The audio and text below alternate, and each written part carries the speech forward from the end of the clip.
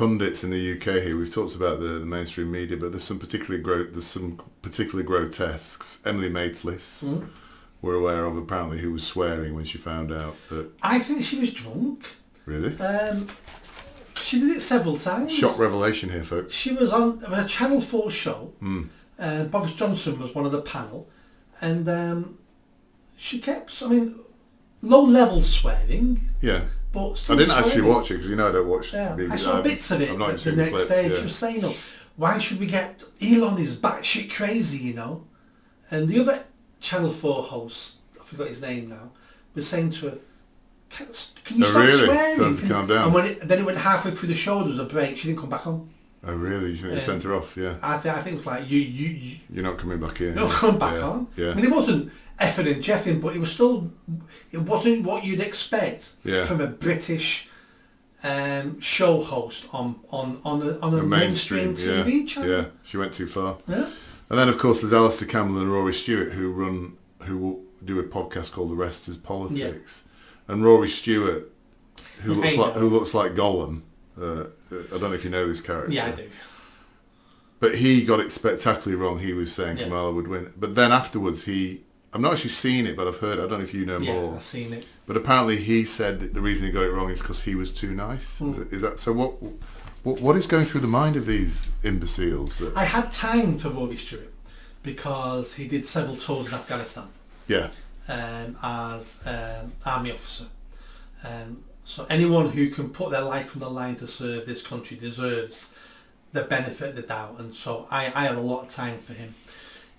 He was always one of the Lib Dems who joined the Tory party. That's what he was. So-called Tory Wets. Exactly. Yeah. He was one of them. But yeah, he was talking a few days before the election on TV, talking about how he's placing the biggest bet you're allowed to in this country, £100,000 on Harris winning. Oh, I didn't know that. Yeah, he was saying that. I'm doing it. It's the blood. You can't. I think legally you can't place more than that at bookies. Anyway, that's what he was saying he was doing. It's guaranteed. There's not a chance in hell Trump is winning. This isn't even a bet. This is a sure thing. 24 hours later, Trump landslide wins everything. Comes back on TV and he's basically going, well, do you know what? It might have been wishful thinking on my part, but I can't be blamed for that because I'm a nice person and I want the best for the world. And it was like, oh, Jesus, mate, shut up. Come back on. Say, I was a bit silly there, wasn't I? But, I wanted Harris to win that badly. It clouded my judgment. That would have been an okay explanation. But he went on about, I was wrong and I was stupid because I'm such a nice so it's sort of humble bragging, basically. Yeah. I said those things because I'm better than everybody else. Yes. Because I just wish for the world to be a better place. Well, the very fact that the little shit was able to boast about placing £100,000 bet shows how out of touch he is with the majority of the people in this country. Well, didn't you place a bet at Manchester United for 20,000? Yes, I did. That turned out to be pennies. Yes. And I lost it, yes. And you lost yourself 20 quid. Yeah. But I noticed everybody took it, wasn't quite sure when I said it. Apart from me, because I clocked, you didn't say pounds. Yes, so for our viewers, it's actually 20 quid, which unfortunately I lost. I can't remember what the bet was on now. I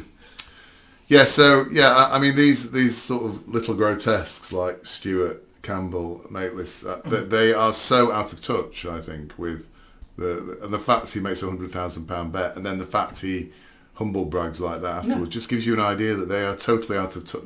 As you say, narcissists. Echo chambers. Yeah. They only know people who agree with them. Yeah.